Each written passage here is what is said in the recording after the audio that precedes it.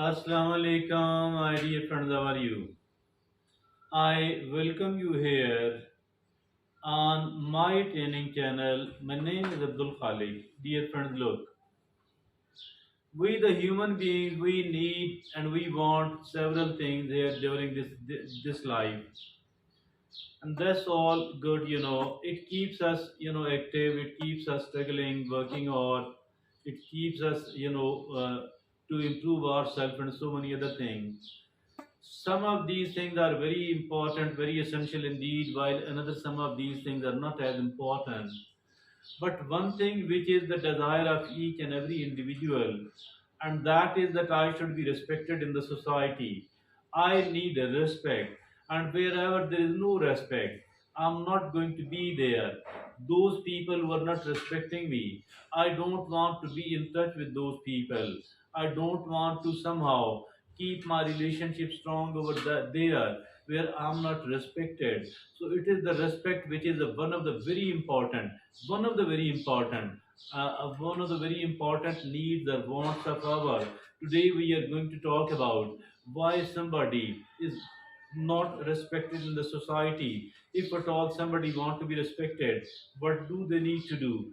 And during our today's talk, there are certain things, and these certain things are eight in number.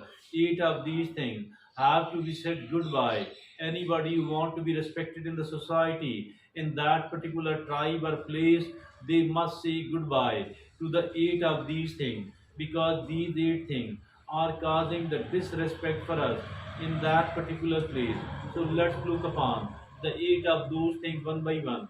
First of all, it is you are constantly seeking validation. So we are seeking the validation, the approval of the other people, that the other people should approve me. Whatever my opinion is, whatever my decision was, whatever my actions are, seeking approval from the other people.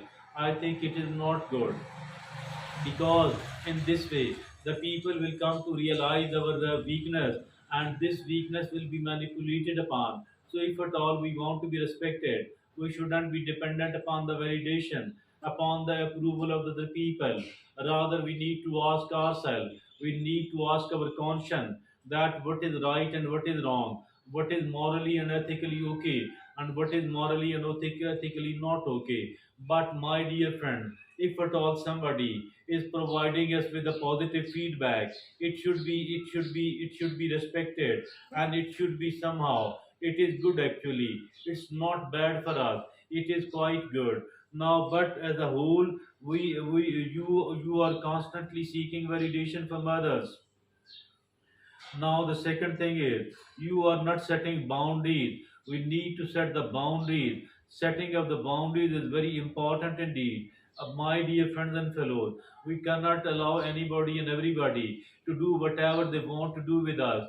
There are certain rules and there are certain lines which we need to draw, that okay, up to this extent it is okay, and beyond that it will not be tolerated upon at all. So, my dear friends and fellows, I think you are not setting boundaries. We need to set the boundaries. We need to get these boundaries enforced as well. So this is the second thing. Now the third is you are not speaking up. If at all somebody is disrespecting us, if at all somebody does not care about the boundaries we have set, I think we, instead of being silent, we need to speak up. Speaking up is very, very important. We cannot afford to remain silent, and silence actually means the consent. We cannot give a consent at all to whatever wrong is going on. Now, the fourth is you are not being authentic. What is being authentic? If at all we are pretending to be someone, you are not, just to gain approval, just to gain approval or fit in, is like wearing mask. Wearing a mask, we don't have to wear a mask at all. It might work for a while, but eventually the truth comes out.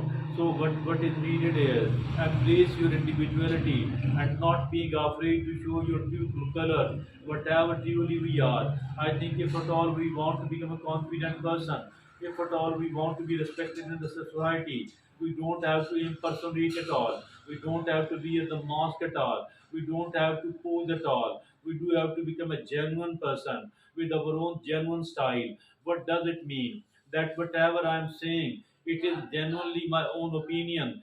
That is what I'm saying it. So this actually means whatever you like to wear, whatever you like to do, if at all it is morally and ethically okay, if at all it is legal, I think I have every right to do that. So dear friends and fellows, you are not, you are not being authentic. Now the fifth is, you are not taking care of yourself, taking care of ourselves, very very important indeed. If at all we are taking care of our possession, if at all we are taking care of our loved one, that is all fine. But what is the most important asset of we ourselves? It is we ourselves. My most important asset for me is myself. Your most important asset for you is yourself. So dear friends and fellows, what is needed here is that we must be taking care of ourselves. We cannot outsource it at all. We cannot afford to ignore it at all, because if at all we are ignoring our self care, it means we are spoiling and destroying ourselves.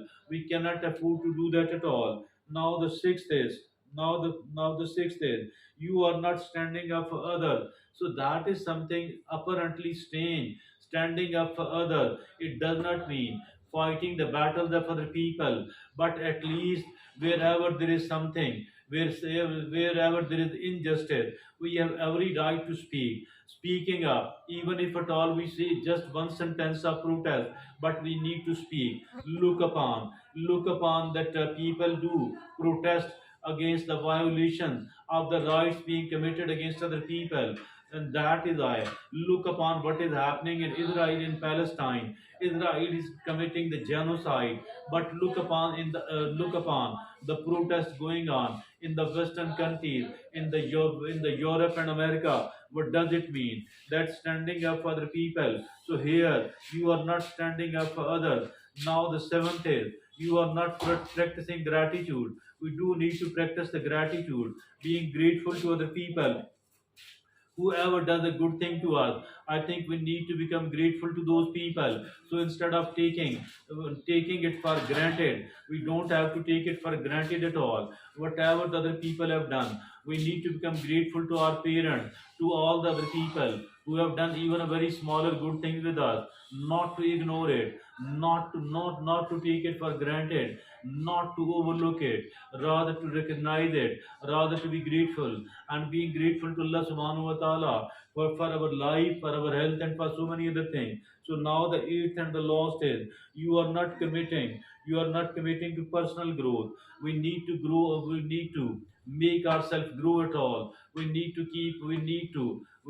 to spend money. We need to work hard upon our personal growth. Personal growth is the most important thing. If at all we are gaining a lot, we have gained a lot materially, but there is no personal growth, it actually means that there is no achievement at all, there is no success at all. If at all we are beautifying so many other things, but we are not beautifying ourselves, it actually means that we are a total failure. So that is, if at all somebody is very wealthy, but they are not a beautiful personality, they are not personally grown, they have not spent money and time and hard work and effort on their personal growth. So that is not a success at all.